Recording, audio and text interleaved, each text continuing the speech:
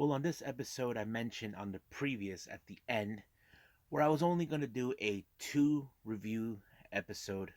Well, this time it was supposed to have ChocoPro and Stardom, but however, I decided, you know what, I'm going to change the plans. I'm going to add Impact Wrestling's Turning Point and, of course, the latest NJPW Strong Showdown 2021. So, let's get started with another episode of Deleted Wrestle Zone.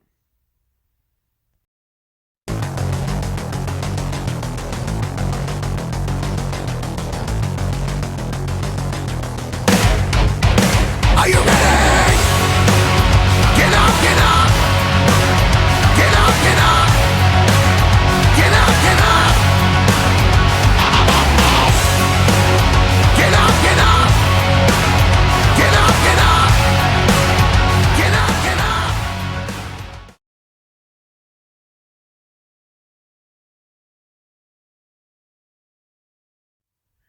Welcome everybody to Deleted Wrestle Zone. All things that it's pro wrestling with AEW, NXT, New Japan Pro Wrestling, Impact Wrestling, the National Wrestling Alliance, various promotions, wrestlers, matches, and championships. I am your host, J-Rod here. So let's go with the latest ChocoPro of show 175 with two matches. The first one was originally supposed to be a straight up match between Sayaka Obihiro taking on Antonio Honda. Now, as you guys know, Antonio Honda, he actually works with DDT Pro Wrestling, a very comedic wrestling promotion based out of Japan. Instead, he decided to throw in this thing called the Spicy Death Match. Now, you probably say in the back of your heads, what the fuck is a Spicy Death Match? Well, here's the rules that he put out. If you make a 2 count pinfall, the loser must eat this type of delicious food. However, one of these foods had like this kind of like donut types has wasabi. Now, if you guys who ate Japanese food or never eaten Japanese food, you're probably wondering what is wasabi. Wasabi is a very hot and spicy uh, thing, kind of like sauce. That is the most spiciest thing you ever want to taste, and and trust me, folks, that is something you don't want have on your food. First time I ever heard of this is during that documentary in Behind the Music by Metallica, where they did that with Jason Newsted. So, the idea was whoever has the wasabi on this little delicious treat is the one who loses. So, I have to say this match was very interesting. But I think the biggest thing that kind of went, the first try, Sayaka Obihiro was lucky in the first time. But however, I was amazed that somehow 3 tries, Antonio Honda was safe. I'm like, Jesus, how is this guy so lucky? I'm like, wow. But however, the last pinfall, 2 count pinfall, wasn't so lucky for Sayaka Obihiro. In the end, she was the one who had the delicious treat with the wasabi on it. And she ran out. I thought, holy cow, I can't believe she. I mean, it's the last thing anybody wants. And I'm like, wow. And by automatically, Antonio Honda, just like that. So, yes, the spicy death match. I have to say, this is unique, but it was fun. Now, our next match, we got CDK, Masahiro Takanashi and Chris Brooks taking on Chiko Shikawa and Balianaki. Now, Balianaki has been on a losing streak for quite some time now. I know that his heart has been trying to win the Super Asia championship and the interim championship that currently Chon Shiru has. This was a very good match. I have to say, even though I love Balianaki as member of Breast Bro with Mei Shuruga, and as you guys know, Mei Shuruga is currently here in the US. Don't know when she'll be back. I'm assuming that she will be making some appearances on Dark and Elevation. But right now, the match ended badly where Chico Balinaki got pinned by Chris Brooks, and it kind of put him in a predicament that he doesn't know what to do. Now, as for the Jonkin tournament, there was an automatic bye for Sayaka Bahiri, but however, the finals ended up with Balinaki with Antonio Honda, and Honda won this one. However, during the post show, they announced the upcoming event for March 27th, where it's of course aka Chonchiro's birthday. There's going to be a special tag team match, Shon and Masa taking on Balian and Ken Oka. So I'm kind of excited for that. But right now, let's keep moving forward.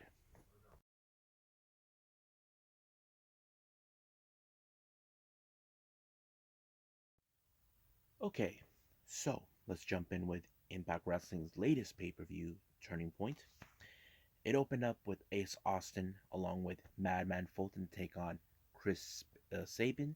And you guys remember, Ace Austin has been running his mouth telling everybody that he beaten Chris Sabin. Now we all know that Chris Sabin Ace Austin has an insurance policy, and that person is Madman Fulton. Now, as they always say, lightning doesn't strike in the same place twice. I think that match kind of played it out in certain aspects to saying, okay, you couldn't beat, you say you beat me, but you didn't because you had Madman Fulton. So I think this time it just showed that Chris Sabin can actually do this without him being involved, and it did work. And when he actually applied that locking the legs cross and do like a drive right on him, and it pinned him 1 2 3. But in the process, he takes the shirt, but he did not take the shirt like he wanted to, like wipe him in the butt with it. But he took it. Now our next match we have is of course Violent by Design, Joe Dorian and Eric Young, along with Diener taking on Heath and Rhino. Now keep in mind, Violent by Design has been not in a happy mood, knowing that Rhino turned his back on Violent by Design, embracing the so-called disease. So basically, that's what it was. However, in certain parts of the match, Diener tried to get himself involved, but the referee spotted it and he threw him out. Now, people could say this will play a good advantage for Heath and Rhino, but however, it's still not enough. It was Eric Young who made the final blow with the pile driver, and blam, it was over right then. But does this mean this is over between Violent by Design against Heath and Rhino? Is yet to be determined, but we'll see what happens this coming Thursday or so, if so, because it's Thanksgiving. But we'll see what happens then. Now, our next match, it was supposed to be Brian Myers versus Rich Swann, but however, prior before this, Myers was pulled out due to some sort of complications he was having, health wise. Don't remember. So he was replaced by VSK, who took over. Now, I'm going to confess to everyone, I wasn't too much fond of this match. I would have liked to see Brian Myers versus Rich Swann, but it is what it is. I'm not too pumped, but I'll tell you anyway, it was Rich Swann who picked up the victory on this one with a shorter version of the frog splash, and right there and there. Our next match, we have W. Morrissey and Matt Cardona. Now, keep in mind, these are two individuals who we know they have the capability they could be world champion, but it appears that someone else had something else in mind. Now, as you know, Morrissey did what he teamed with Moose before, and Moose kept his promise that he was going to be the one to stab him in the back, just like he said. Moose wasn't afraid to say it. Matt Cardona, he was close in defeating Moose, but it turned out really great. But however, Moose decided to give him an offer, or should I say, helping him by costing Matt Cardona the match so he can get his chance for a world title shot.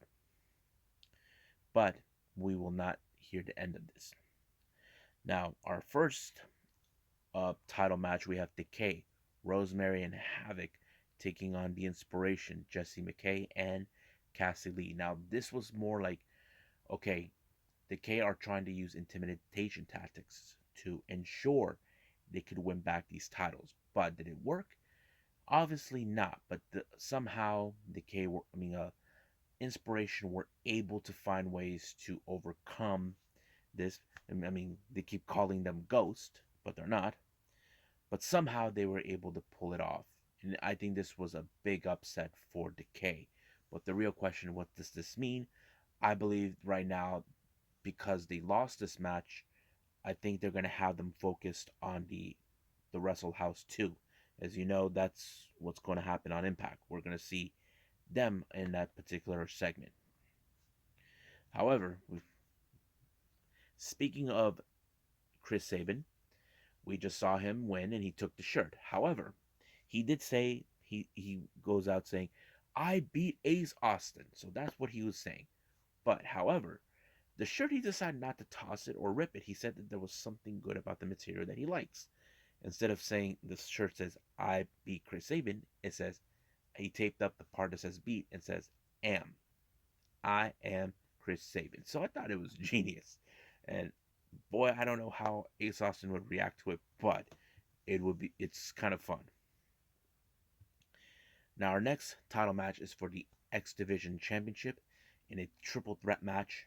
This one was between Steve Macklin, Laredo Kid, and of course the champ Trey Miguel. Now Steve Macklin got himself involved in this match last Thursday when he felt Trey Miguel was unable to beat him. Now, this is like one of those stories like saying, you couldn't even beat me. You just used the one person that was an advantage. But this time, it did not go exactly according to plan to Steve Macklin. Now, I don't know how this will be in one on one, but somehow Trey Miguel actually pulled it off really great. But do I think this match is going to continue? This feud between Macklin and Trey is going to continue? It's possible, but do we really need to see Trey Miguel drop the title? To be honest with you, I feel give him a little more time because I feel like ever since he made a decision to stick around with Impact, he still feel like he has a lot more goals to fulfill. Our next match is the Knockouts Championship. We have Mercedes Martinez and our champion Mickey James. Man, that match was great. It showed a lot of character. How, of course, we got the original Badass taking on the Hardcore Country, and of course, as you know, Hardcore Country always prevails in this particular match when she pulled off the infamous DDT move, allowing herself to retain the title. But however, Deonna Purrazzo made her return and viciously attacked Mickey James, and this time we've been waiting for the answer that we've been expecting. Is Deonna Purrazzo want to how do I say initiate her rematch clause? And it looks like it did, but it will happen at the next pay-per-view starting in January. Hard to Kill. This is one of those earlier events, but we'll see what happens then.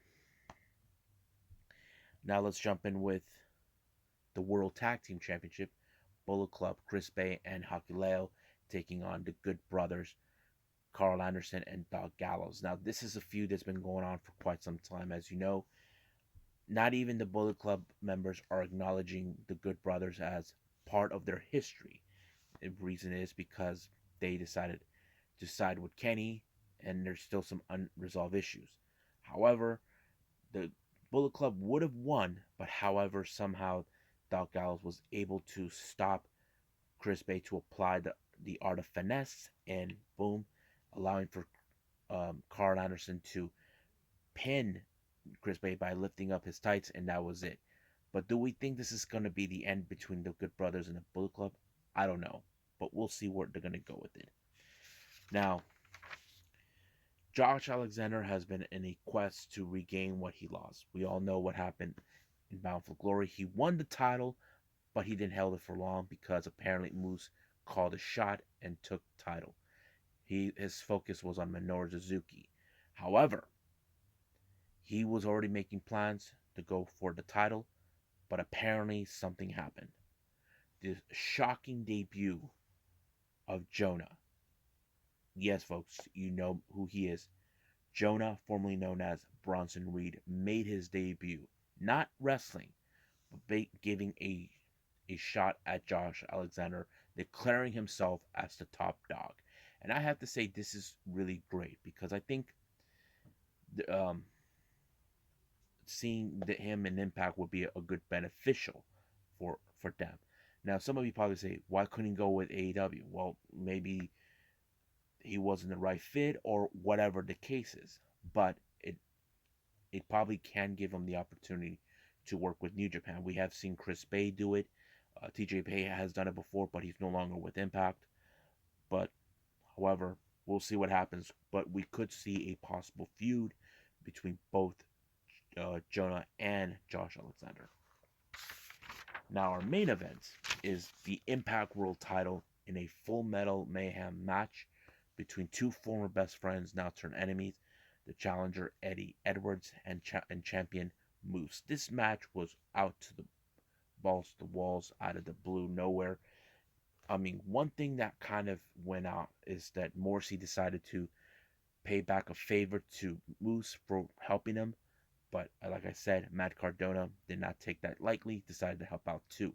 However, in some point of the match, uh, Eddie Edwards decided to expose the canvas, the ring, to remove the safety pads off and leave the hardwood open.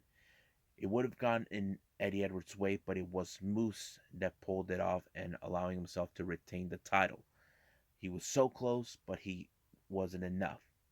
But the real question is, who will be the one to dethrone the so-called god of wrestling, or as he calls him, the best wrestler in the world?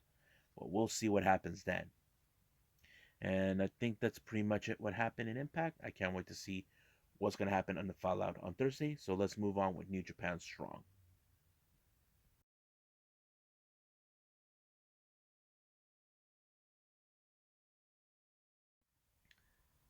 Okie dokie. So we have New Japan Strong with Showdown 2021.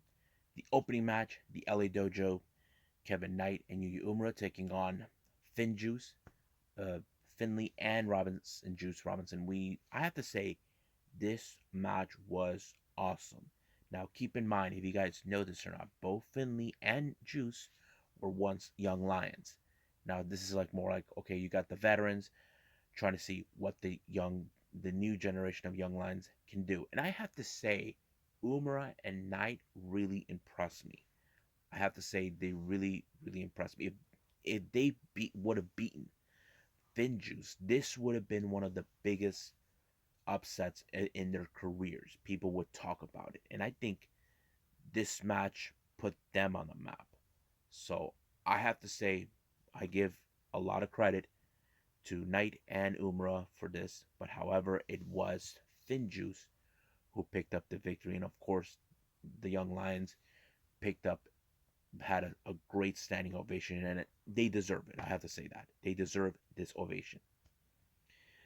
Our next match is Bullet Club, El Phantasmo and Chris Bay taking on Arya Davari and Leo Rush. These two guys are familiar people. If you guys know this, these guys were part of the Cruiserweight division back in WWE. I have to say it was a pretty good match. But I think the best moment is between Chris Bay and Leo Rush when they're like going back and forth. I have to say it was one of the best moments. And I know many people would say we want to see Leo Rush versus Chris Bay. That to me is going to be a dream match we definitely can see. But the real question is, New Japan, make it happen. We will love to see that. But however, it was the Bullet Club, all thanks to Chris Bay, who pulled off the match when he took out Arya Davari, when Leo Rush accidentally put the art of the Man of the Hour move on Arya Davari when he was shoved in there thanks to Alpha. I don't remember, was it Bay or L or ELP, but however, El Phantasmo did put the sudden death on Leo Rush, giving Chris Bay the finish off the match, allowing Bullet Club to pick up a really good victory. Now, our main event is TJP versus the Wild Rhino, Clark Connors. I have to say, what a match. Now, TJP turned his back on the Young Lions, all thanks to Will Ospreay, who believes that the Young Lions are going to screw things up with New Japan since he refuses to go back to Japan, declaring himself the real World Heavyweight Champion. However, we'll see what happens then. But TJP, oh my God, he tried every killer instinct to take out Clark Connors, but nothing phased him. He wouldn't go down no matter what submission you put out, what move you put with the that will put him in the pin. It kind of went right. And Clark Connors, I have to say, he refuses to surrender. But however, it wasn't enough when TJP pinned him, but used the ropes, and the referee did not see it. But do we think this is far from over with Clark Connors and TJP? Well, the honest truth, we don't know. We know that there's a feud between Osprey and the Young Lions, but we'll see what's gonna happen. But I have to say, Clark Connors really impressed me on this match, on this one. But we'll see what happens then. And let's move on with Stardom.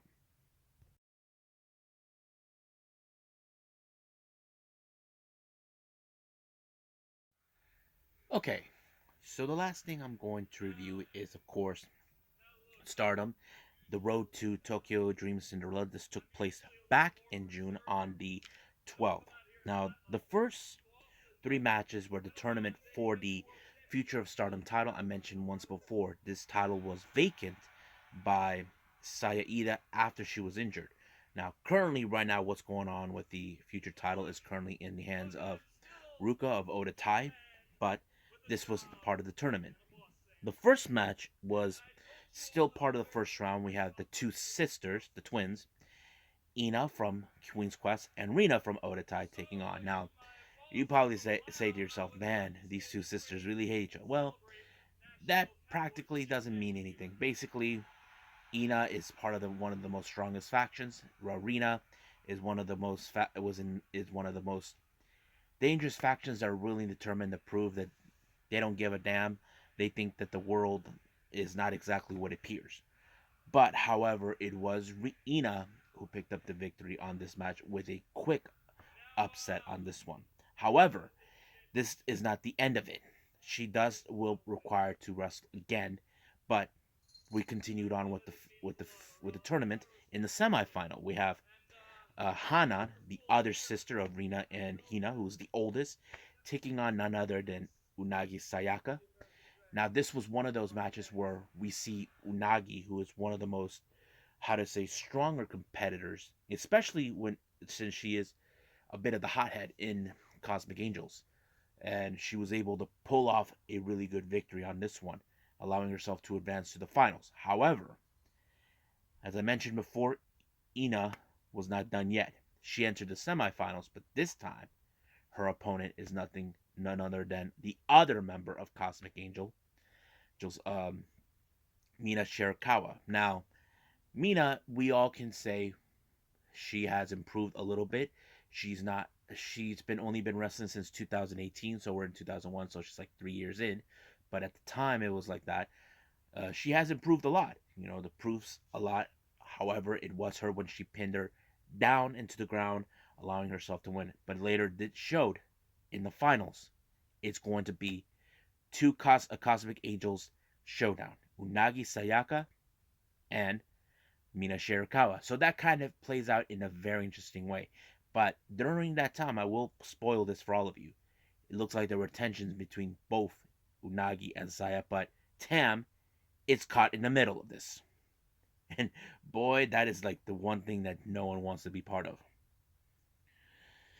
But however, will mention during this time, during this, Unagi, it was still part of the tournament for the Cinderella Dream. So I think that will take place during the the Tokyo Dream Cinderella, which is going to be next after this one, some other point, another episode when I get a chance.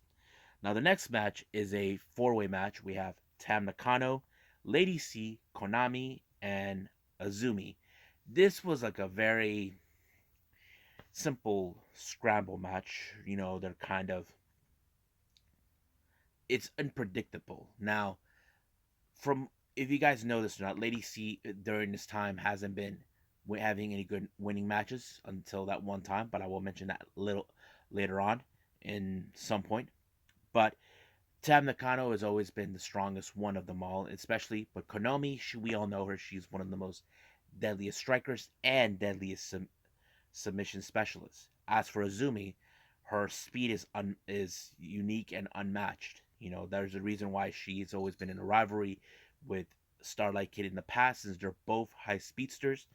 But however, it was Tam Nakano with the Tiger Suplex that put Lady C away, allowing herself to win the 1-2-3 match.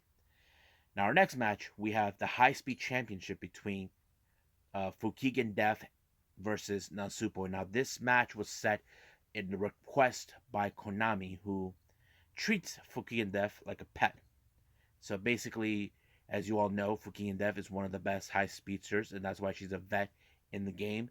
However, in this particular match, Natsupoi's speed, it's unmatched like any. Now, what is the difference between both Fukigen and Natsupoi? Now, Natsupoi can do things that are impossible. However, when it comes to Fukigen, she can pull off a very unorthodox speed way to get out of it. But this time it did not work. Apparently, she lost big time in this match. Now, for our next match, we have tag team action. We have Oda Tai, consisting of Ruka, Saki Kashima, and Natsuko Tora taking on Stars once again. Koguma, Starlight Kid, and Mayu Iwatani. Now, this is a war between both factions. In the Tokyo Dream Cinderella, they're set to be in a 5-on-5 elimination match. Now, however, whoever loses the match, this is the stipulation that was set up later on.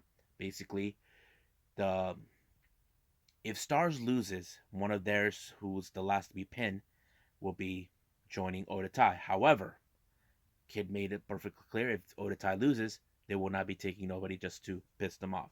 But this is the now. However, I saw a lot of determination in Stars that they were really, really trying to hold their own, and that's exactly what they did. But it was a Kid who picked up a very huge victory on this one, and she seems like the strongest one of them all. Now, our last match, we had DDM, consistent of Micah, Julia, and Suri, taking on Queen's Quest, Sayakami Tani, Utami Ayashida, and Momo Watanabe. However, in this match, both Suri and uh, Utami are set to be in the main event for the Tokyo Dream Cinderella event.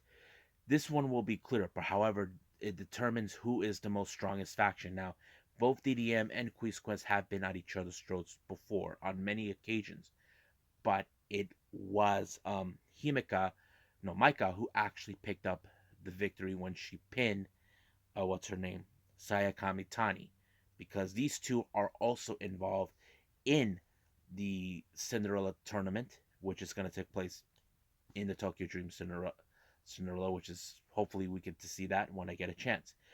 So practically, that's what took place.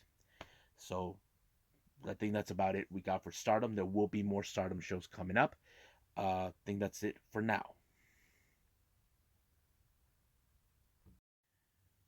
Well, I hope you guys enjoyed this episode, me reviewing all of this. Of course, the past event by Stardom. Right now, for the upcoming episode, we got more ChocoPro 176, which is going to be very interesting to watch. We even got day 4 of the Best of the Super Juniors by New Japan Pro Wrestling. There's going to be some interesting matches we definitely got to see. And of course, I'm going to review past events. One by DDT's Ganbare Pro. This is one that I talked about where I'm going to separate DDT and Ganbare. And of course, we got Tokyo Yoshi Pro, where I did not see the first 4 days of the 8th Tokyo Princess Cup, which is kind of like a tournament who will be the one to challenge for the princess titles that Miyu Yamashita has. I'm kind of excited to see this tournament goes, but for right now, I am very excited for tomorrow. But hope you guys enjoyed this episode. But for now, I'll see you guys in the next DWZ time. Same DWZ channel. I must bid all of you adieu. So goodbye. Mwah. and have a nice day. Bang!